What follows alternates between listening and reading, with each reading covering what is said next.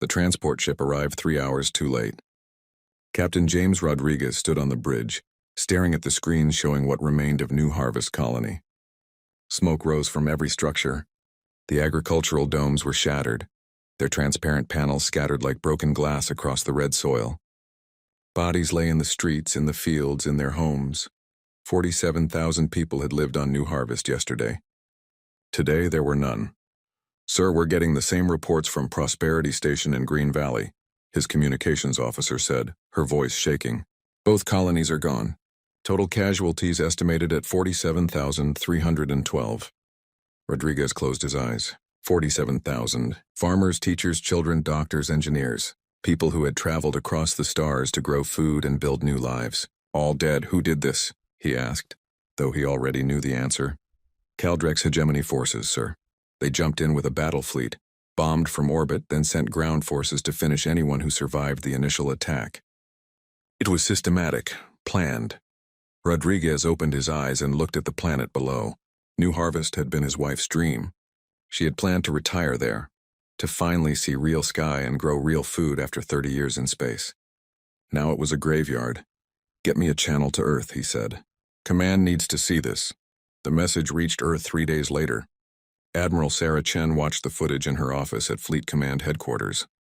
She had seen combat before, had lost friends and colleagues in skirmishes with pirates and territorial disputes. But this was different. This was murder on a massive scale. They used plasma weapons on civilian shelters, her intelligence officer explained, pointing at the data. The Caldrex knew exactly where people were hiding. They hunted them down deliberately. Chen felt something cold settle in her stomach. "What's the Concordance saying?" "Ambassador Webb is presenting our case now. He's demanding immediate action." Chen pulled up the live feed from the galactic Concordance chamber.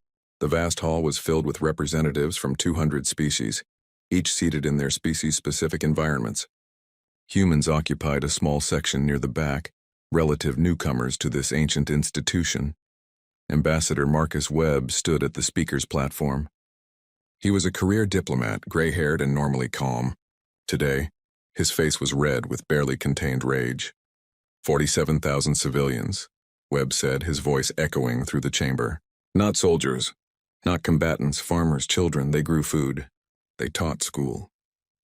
They lived peaceful lives, and the Caldrex hegemony slaughtered them without warning, without mercy, without cause." A Caldrex representative rose from its seat. The species looked like massive crustaceans, their shells gleaming under the chamber lights. When it spoke, its translator rendered the clicks and whistles into galactic standard language. "The colonies were built on disputed territory," the Caldrex said calmly. "We filed proper territorial claims 200 cycles ago. Humans ignored these claims. We were within our rights to reclaim our space." Webb stared at the alien in disbelief.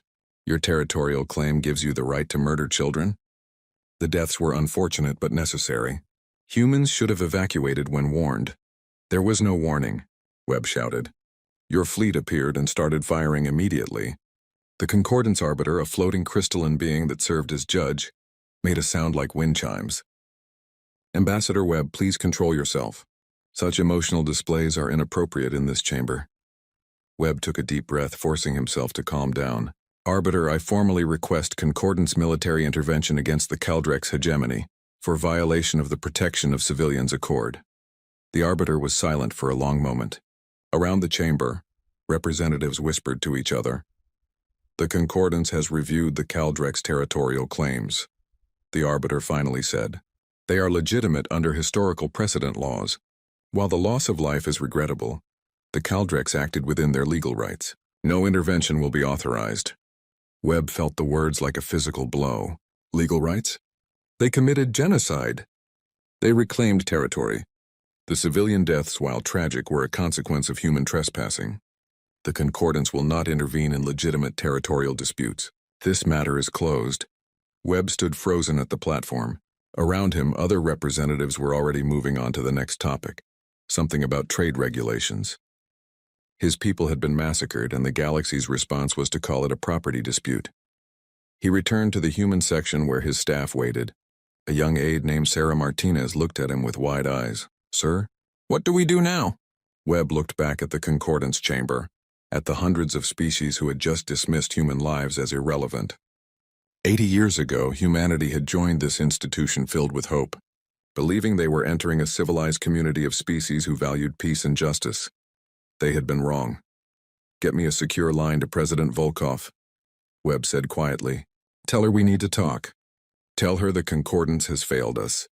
On Earth, President Elena Vulkov sat in her office and watched the Concordance proceedings. She had been president for 6 years, had guided humanity through first contact, through the integration into galactic society, through the awkward years of learning alien customs and protocols. She had believed in the dream of a peaceful galaxy. Now she watched 47,000 of her people dismissed as acceptable casualties in a property dispute. Her chief of staff entered the office. "Madam President, the calls are flooding in. Every news network, every government representative, they all want a statement." "What are people saying?" Vulkov asked. "They're angry. Very angry. There are protests in every major city. People are demanding action." Vulkov turned away from the screen and looked out her window at the city below. Geneva had been the seat of human unity for over a century, the place where nations came together to speak as one species. That unity had brought them to the stars. That unity had made them vulnerable. "Get me Admiral Chen," she said, "and the Joint Chiefs, and every intelligence director we have. I want to know exactly what our military capabilities are. Madam President, we're bound by the Concordance Treaty restrictions. Our military is limited to defensive forces and—" "I know what the treaty says," Vulkov interrupted. "I also know those restrictions were never mandatory. We accepted them voluntarily to appear peaceful, to be good galactic citizens." She turned back to face her chief of staff. "That experiment just ended. The Concordance made it clear that being civilized makes us targets, so we're going to stop being civilized." Her chief of staff stared at her.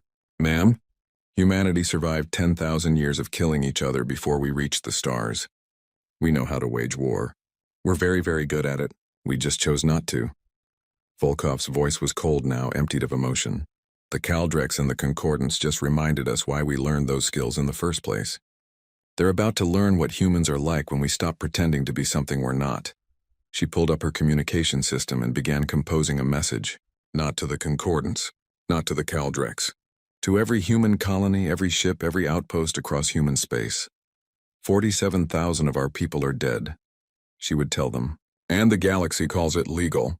So we're going to teach them a lesson our ancestors learned the hard way. There's a difference between law and justice, and when law fails, humans make their own justice." The message would go out within the hour. The galaxy would receive it shortly after, and nothing would ever be the same. The Galactic Concordance chamber fell silent when President Elena Volkov's image appeared on the main display. This was unusual. National leaders rarely addressed the Concordance directly. They sent ambassadors for that purpose. But Vulkov had requested emergency speaking time, and the arbiter had granted it. She stood behind a podium on Earth wearing a simple black suit. Behind her, displayed on screens, were the names of the dead. All 47,312 of them. The text scrolled slowly, a constant reminder. "Members of the Concordance," Vulkov began, her voice steady. "3 weeks ago I watched you dismiss the murder of my people as a property dispute. I watched you invoke ancient laws and historical precedents to justify genocide. I watched you teach humanity a valuable lesson about how this galaxy really works." Around the chamber, representatives shifted uncomfortably. Ambassador Webb sat in the human section, his face carefully neutral. He had helped write this speech. He knew what was coming. "You've known humanity for 80 years, Vulkov continued. In that time, we've been model citizens. We've followed your laws, respected your customs, limited our military as you requested. We did everything possible to fit into your civilized society." She paused. "But I realize now that we never told you who we really are. So let me correct that mistake." She pressed a control and the screens behind her changed. Now they showed Earth. Not the gleaming cities and peaceful farms, but something else. Images from humanity's past. "This is Earth 500 years ago," Vulkov said. "We call this period World War II. In 6 years, humans killed over 70 million of each other. We invented weapons that could destroy entire cities in seconds. We built factories whose only purpose was murder. We committed atrocities that still haunt our collective memory." The images changed again. More wars, more weapons, More death.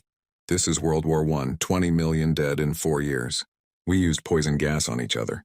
We shot our own soldiers for refusing to run into machine gun fire. We invented tanks, aircraft combat, and submarine warfare. Another change. Medieval battles, ancient sieges, tribal warfare. For 10,000 years before we reached space, humans were in nearly constant conflict. We fought over territory, resources, religion, politics, and sometimes just because we didn't like each other. We built weapons from stone, bronze, iron, steel, and eventually atoms. We wrote books about war strategy. We made killing each other into an art form. In the Concordance chamber, a small alien species called the Prixil began accessing human historical databases. Their researcher had been curious about human evolution. Now, watching the presentation, he dug deeper into the records. What he found made his primary hearts beat faster. They fought each other for 10,000 years. His supervisor whispered over their private channel. How did they survive? That's not the disturbing part, the researcher replied, pulling up more data. Look at the casualty counts. Look at how fast they recovered. After wars that killed tens of millions, they rebuilt in decades and started fighting again. They kept getting better at it. On the main display, Vulkov was still speaking. We bombed our own cities. We poisoned our own water. We created diseases to use against each other. We split atoms and harnessed the power of stars specifically to make weapons. And through it all, we survived. We adapted. We learned. She leaned forward, her eyes hard. Then we reached the stars and found you. A galaxy full of ancient species with rules and laws and civilized behavior. And we thought, maybe we don't have to be what we were. Maybe we can be better. So we tried. For 80 years, we tried your way. The images behind her changed back to the burning colonies. This is what your civilization gave us. 47,000 dead because we trusted in your laws. 47,000 dead because we believed the Concordance would protect us. 47,000 dead because we stopped being what we are. Around the chamber, more species were accessing human databases now. A Viridian diplomat watched footage of the Normandy invasion and felt physically ill.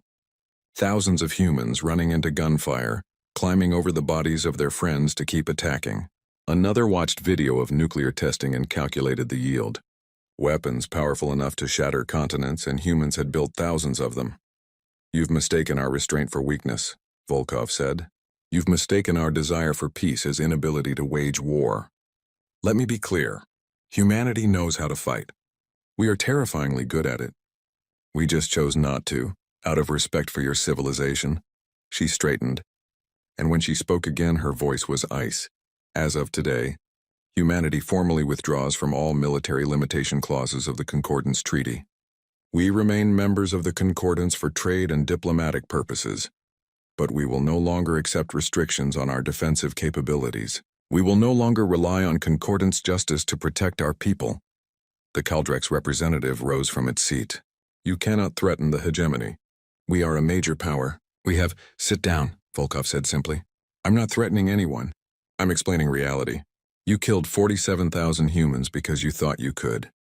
Because you thought we were weak. Because you thought the Concordance would protect you from consequences. She smiled, and it was not a pleasant expression.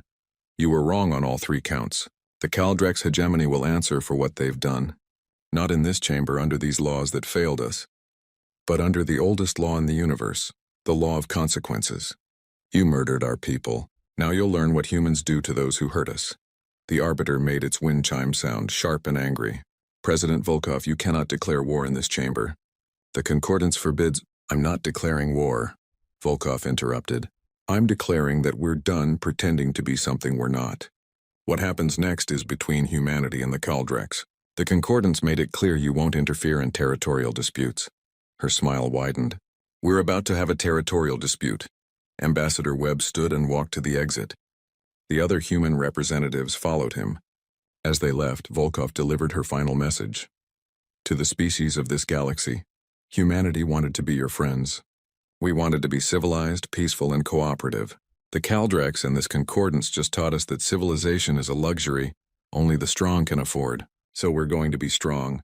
We're going to remember what we are beneath the polish and the politics.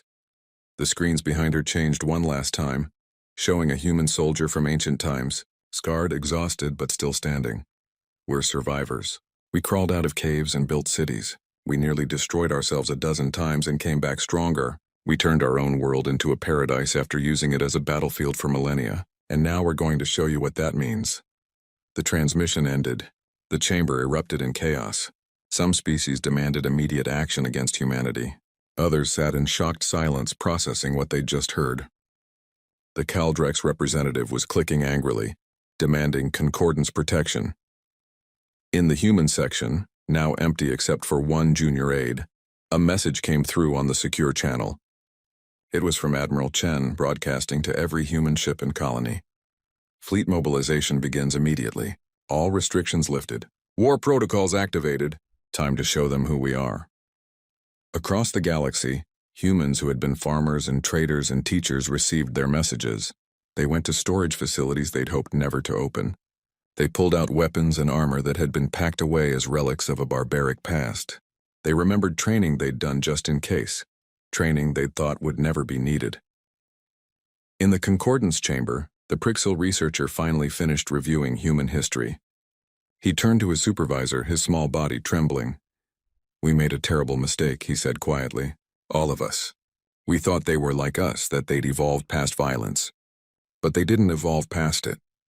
They chose to set it aside, and we just gave them a reason to pick it back up." On Earth, President Vulkov watched the Concordance feed for a moment longer, then turned it off. She had one more call to make. Admiral Chen answered immediately. "Madam President, the fleet will be ready to move in 3 months. Make it 2, Vulkov said. "And Admiral?" "No mercy, no restraint. Show them what humans look like when we stop being civilized." "Yes, ma'am. It will be my pleasure." The call ended.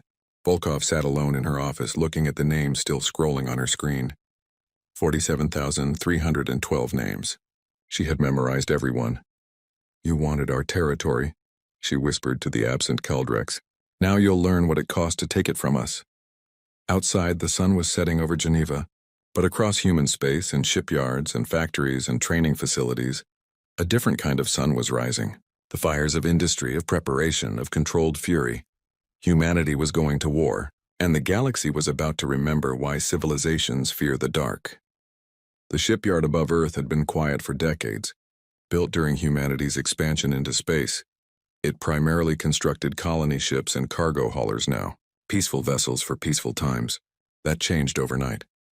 Commander Liu Wei stood in the observation deck and watched as construction crews swarmed over the facility. New sections were being added. Old sections were being retrofitted. The shipyard was growing before his eyes. "How long until we're at full military production?" Admiral Chen asked over the communication link. 6 weeks, ma'am," Liu replied.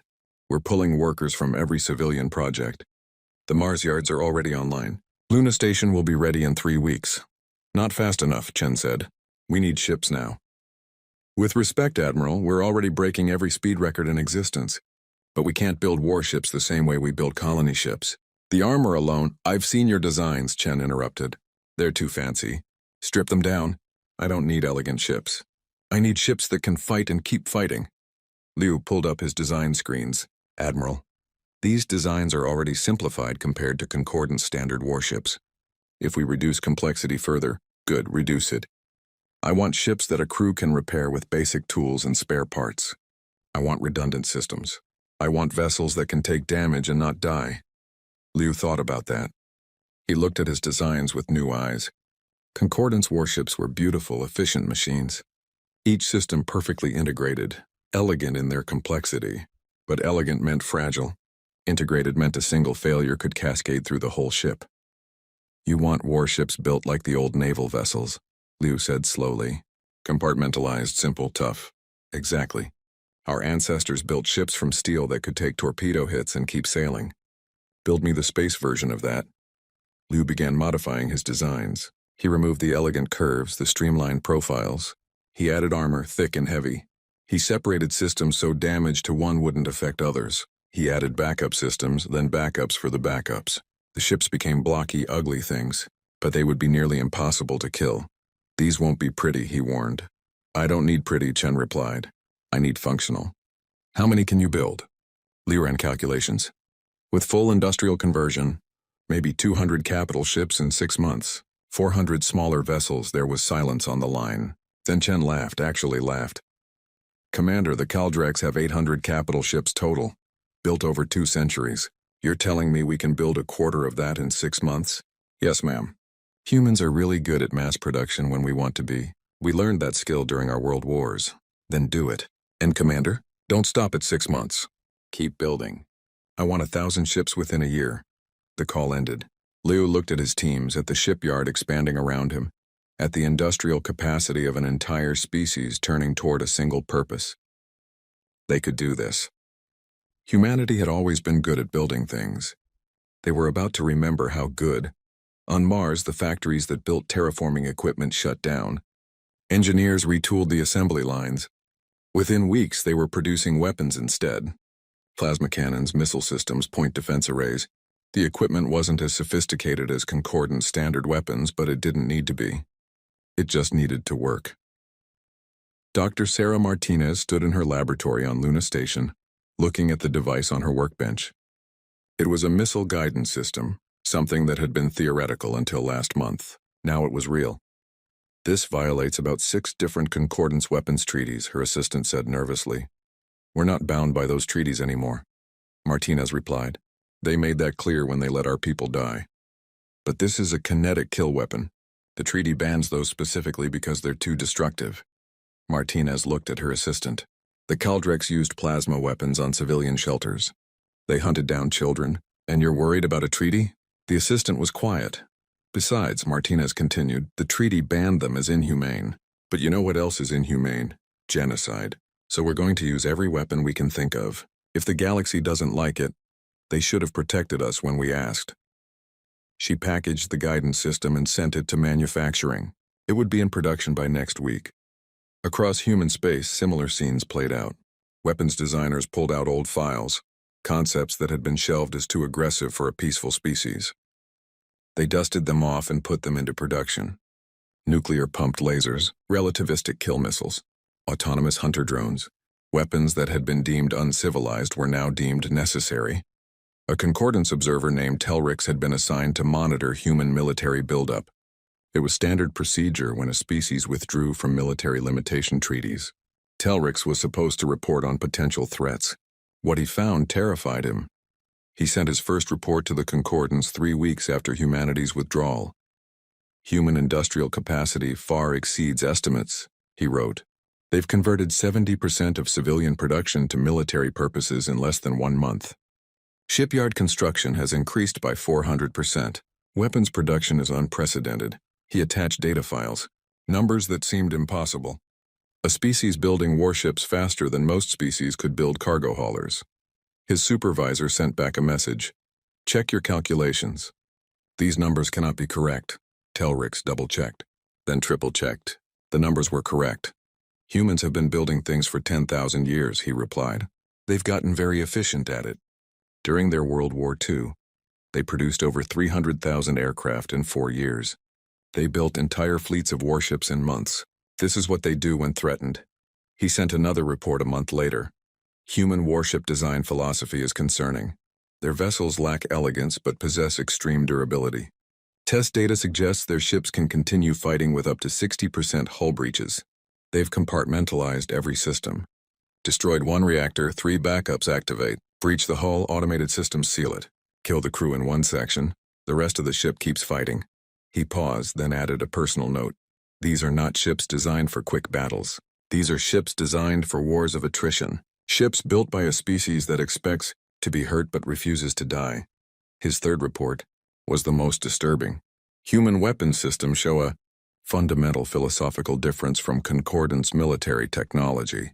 We build weapons to disable ships to achieve victory with minimal loss of life. Human weapons are designed to kill. Their missiles don't just penetrate hulls, they detonate inside to maximize damage. Their cannons don't just breach armor. They fragment it into shrapnel that destroys internal systems. Every weapon system asks the same question. How do we make this more lethal? Caldrex watched a test firing of a human railgun. The projectile moved so fast it was invisible. It hit the target asteroid and simply erased it, turned solid rock into expanding debris. They used to use these on each other, he whispered to himself, on their own species. In the Concordance chamber, his reports were read and dismissed. The Arbiter declared that humanity was within their rights to build defensive forces. Several species, including the Caldrex, laughed at the idea of human ships threatening anyone. They looked at images of the blocky, ugly vessels and saw primitive technology. They didn't see what Caldrex saw. They didn't understand what those designs meant.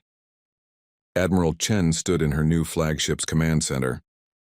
The ship was called Retribution because she believed in clear communication.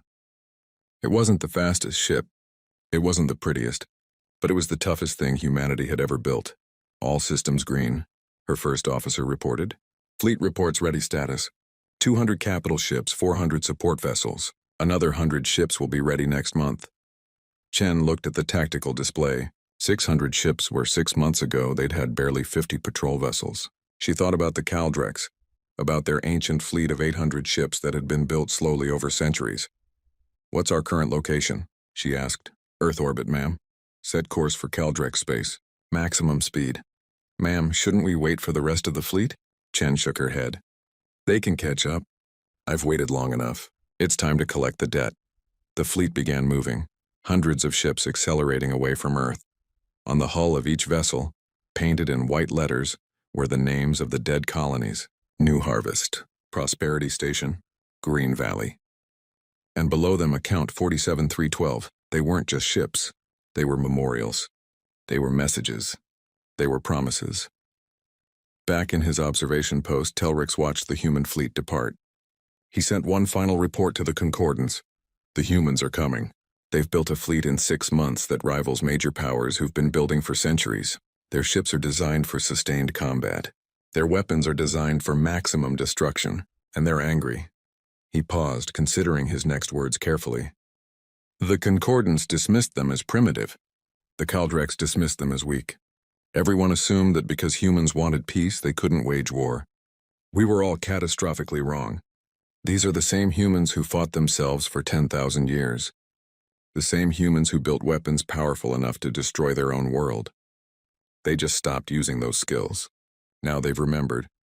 He sent the report and sat back, while the Caldrex First Defense Fleet detected the human ships 3 hours before they arrived. Fleet Commander Vraxis reviewed the sensor data with what passed for amusement among his species.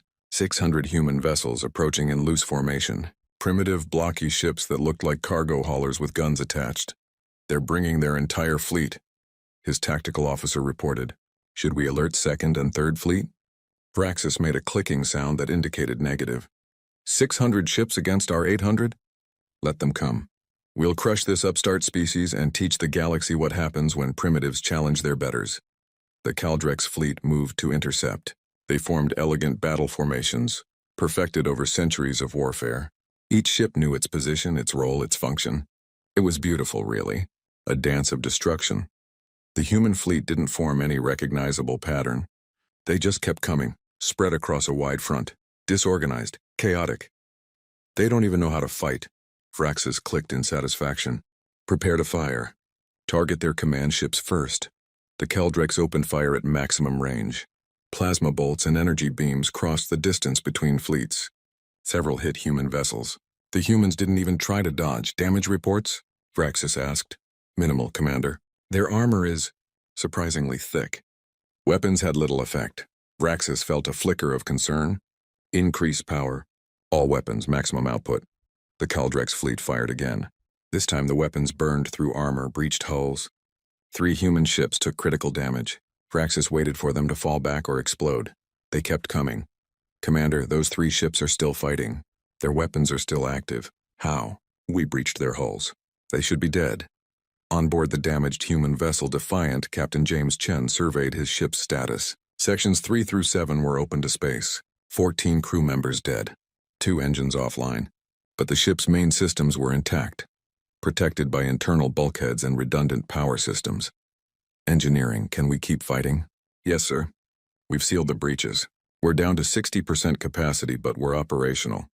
Chen smiled grimly. This was exactly what the ships were designed for. "Take damage, keep fighting. All weapons, target that Caldrex cruiser. Fire everything we have," the Defiant's railguns spoke. Solid projectiles moving at a significant fraction of light speed crossed the distance in seconds. They punched through the Caldrex cruiser's shields like they weren't there.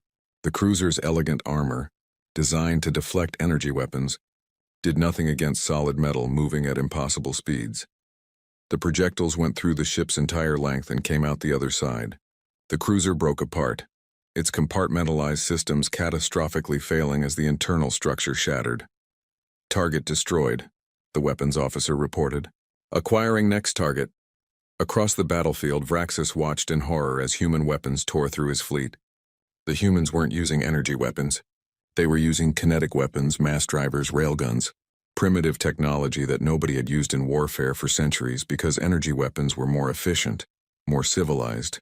But kinetic weapons didn't care about shields. They didn't care about energy-resistant armor. They were just metal moving very, very fast, and fast-moving metal destroyed everything it touched. Evasive maneuvers, Vraxis ordered. All ships, maximum speed. The Caldrex fleet began to scatter, but the human fleet didn't chase them. Instead, they broke into smaller groups and began targeting supply lines and communication relays. Admiral Chen watched the battle from Retribution's command center. The Caldrex were running just as she'd expected. They'd won a few skirmishes over the centuries, but they'd never fought a real war. They didn't understand what war actually meant. Don't pursue the fleet, she ordered. Target their infrastructure. I want every supply depot, every fuel station, every repair facility destroyed. Cut them off. Ma'am, that will take months. Good. Let them watch. Let them see what's coming. The human fleet spread across Caldrex space like a plague. They didn't fight big battles. They fought small ones constantly. A supply convoy here, a communication station there. They used hit-and-run tactics, ambushes, tricks that warfare historians would have recognized from Earth's ancient conflicts.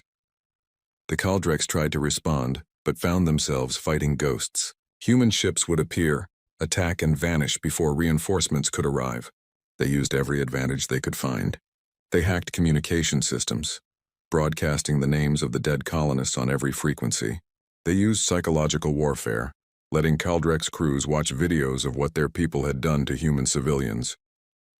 Commander Vraxis found himself unable to sleep. When he did sleep, he heard the names. 47,312 names, repeated endlessly on every channel.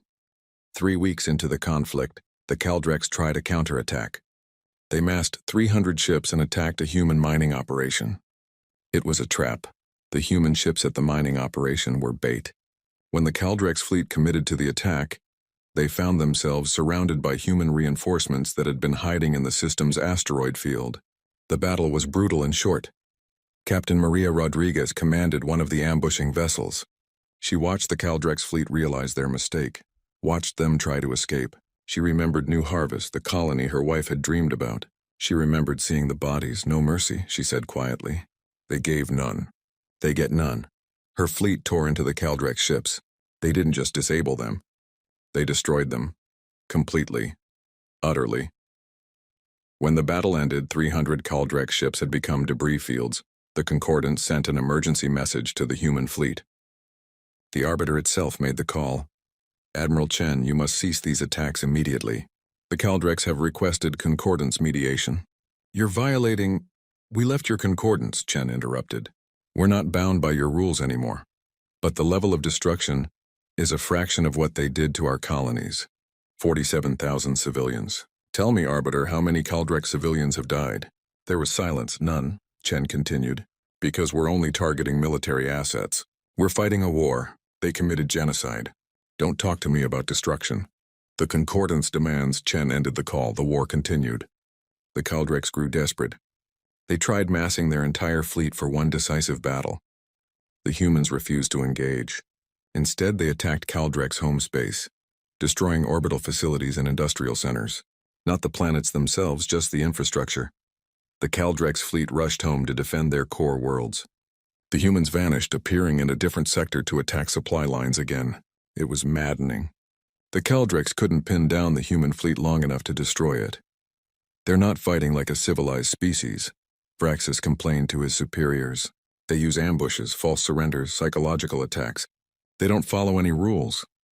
They told us they would stop being civilized, one of his superiors replied quietly. We didn't believe them. The final blow came 3 months into the conflict. A human commando team infiltrated Caldros Prime, the Caldrex homeworld. They didn't attack cities or kill civilians. Instead, they placed charges on every planetary shield generator simultaneously. When the charges detonated, Caldrex Prime's defenses went dark. For 6 hours, the planet was defenseless. The human fleet jumped into orbit and simply waited. They didn't fire a single shot. They just broadcasted a message. This is Admiral Sarah Chen of the Earth Defense Fleet. Your planet is defenseless. We could destroy it right now. We could kill billions of your people the way you killed 47,000 of ours. But we won't because we're not like you. We don't murder civilians, the message continued. Your fleet is scattered. Your infrastructure is destroyed. Your military capacity is down to 40%. You've lost this war, but you can still save your people. Surrender now, face justice for what you did, and your civilians will be spared. Refuse and we'll continue this war until there's nothing left of your military. The choice is yours. You have 24 hours. Across Caldrex Prime, millions of Caldrex watched the human fleet in orbit. They had seen the footage from New Harvest. They knew what humans were capable of when they stopped being civilized, and they realized that the humans were showing more mercy than the Caldrex had shown them. Commander Vraxis sat in his command center, looking at tactical displays showing the remains of his once mighty fleet. 800 ships had become 350. Supply lines were shattered. Morale was gone, and the humans weren't even trying their hardest. They could have done so much worse. He had called humans primitive, weak, uncivilized. He had been wrong on all counts. Contact the human fleet, he told his communications officer. Tell them we surrender. 24 hours later, the Caldrex hegemony formally surrendered to humanity. The terms were harsh: reparations. 6 months after the Caldrex surrender, Ambassador Marcus Webb walked through the rebuilt New Harvest colony. The buildings were new, constructed from materials mined from the Caldrex reparations. The agricultural domes gleamed in the sunlight. Children played in the streets, their laughter carrying on the wind. But in the center of the colony stood a memorial. 47,312 names carved into black stone. Webb stopped in front of it, as he always did when he visited. He ran his fingers across the names, feeling the letters etched deep into the rock. "We remember," he whispered. Behind him, a young girl approached. She couldn't have been more than 8 years old. She placed flowers at the base of the memorial. "My aunt's name is here," she said quietly. "I never met her. She died before I was born." Webb knelt down beside her. "What was her name?" "Sarah Martinez. She was a teacher." Webb found the name on the stone. He remembered reading her file. 26 years old. Had taught elementary school. Had dreams of opening a library. Had died in her classroom trying to shield her students. "She was brave," Webb said. The girl nodded. "My mom says we should never forget. That's why they built this place exactly where the old colony was. So we remember what happened when we trusted others to protect us." Webb stood looking at the memorial, at the colony beyond it, at the military garrison on the hill. 200 human soldiers, a permanent presence, armed and ready. A reminder to the Caldrex and to humanity itself. Never again. "Your mom is right," Webb said. "We should never forget." The girl ran off to join her friends. Webb watched her go, watched the children play in a place where children had died. Life continuing despite tragedy. That was humanity's greatest strength, really. The ability to rebuild, to move forward, to survive. His communication device beeped. A message from Earth. President Vulkov wanted to speak with him before he returned to the Concordance chamber. The holographic call connected. Vulkov looked older than she had 6 months ago. The war had aged her, even though it had been relatively short by historical standards. "Ambassador Webb," she said, "I wanted to brief you before tomorrow's session. The Concordance is voting on new military limitation treaties. They want to restrict us again. 40 species have signed a petition demanding humanity accept new limits. They're afraid of us now." Webb wasn't surprised. The war had shown the galaxy what humans could do. It had shattered the comfortable assumption that ancient species were inherently superior to young ones. Now everyone was scrambling to figure out how to deal with humanity. "What's your position, Madam President?" Vulkov was quiet for a moment. "I don't want to be the species everyone fears. But I also won't go back to being defenseless. We tried that. It got 47,000 of our people killed. So what do? We offer a compromise. We'll accept some restrictions, but only if they're universal. If every species agrees to the same limits we do. No special rules for ancient powers. No exemptions for Concordance founders. Everyone plays by the same rules, or we don't play at all." Webb thought about that. It was a smart move. Most of the major powers would never agree to limit their own militaries, which meant the vote would fail and humanity would have the moral high ground for refusing. And if they actually agree, he asked, then we have a truly equal galaxy, which is what we wanted all along. The call ended. Webb spent the night reviewing his speech for the next day. He thought about what to say, how to say it, how to balance humanity's right to defend itself with the galaxy's fear of what they'd become. The Concordance chamber was packed the next day. Every species had sent representatives. Even minor species that rarely attended were present. Everyone wanted to see what humanity would do. Webb stood at the speaker's platform. The Arbiter floated nearby, its crystalline body refracting light into rainbow patterns. The Concordance recognizes Ambassador Webb of humanity, the Arbiter chimed. Webb looked around the chamber. Some faces were hostile, some were afraid, some were thoughtful. He saw the Caldrex section, much smaller now, their representative hunched and defeated. 6 months ago, Webb began, I stood in this chamber and begged for justice. I showed you the bodies of our dead and asked for help. You refused. You called it a property dispute and moved on. The chamber was silent.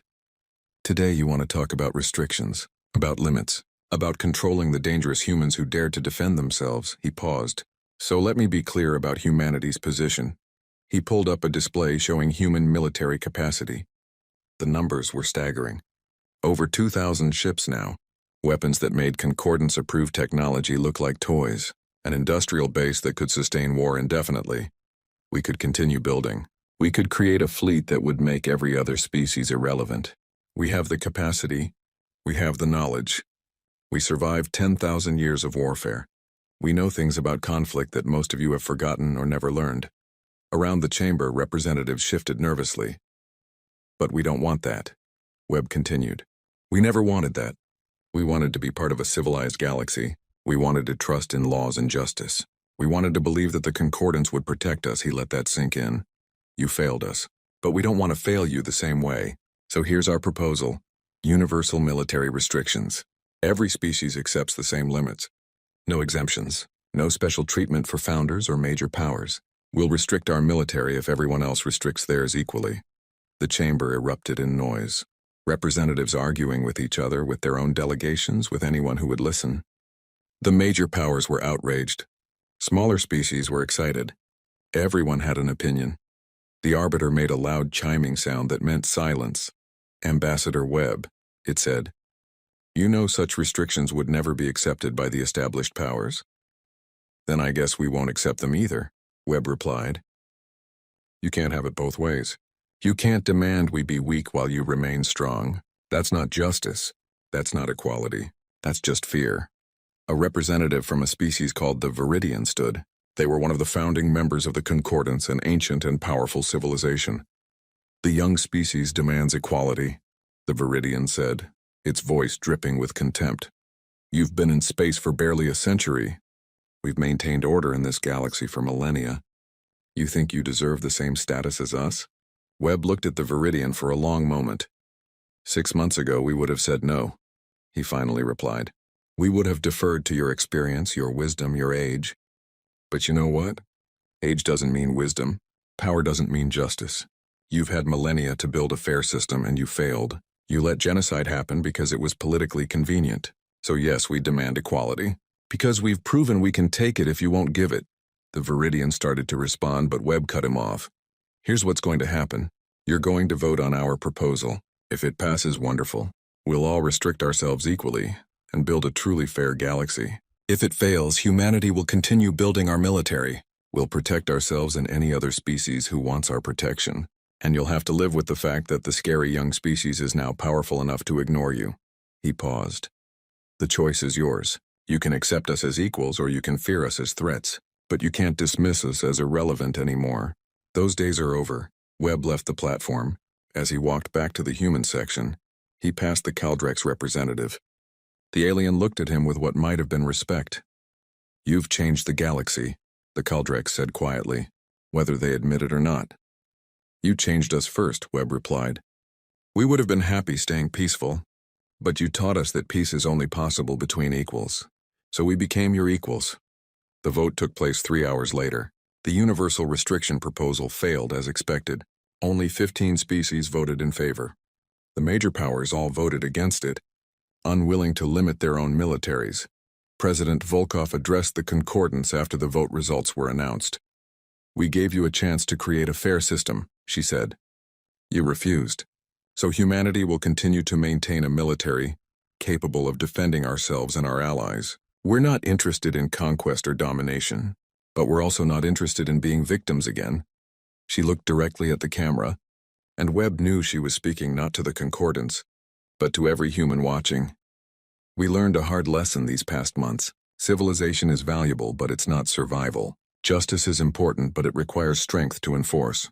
Peace is the goal, but sometimes you have to fight for it." She paused.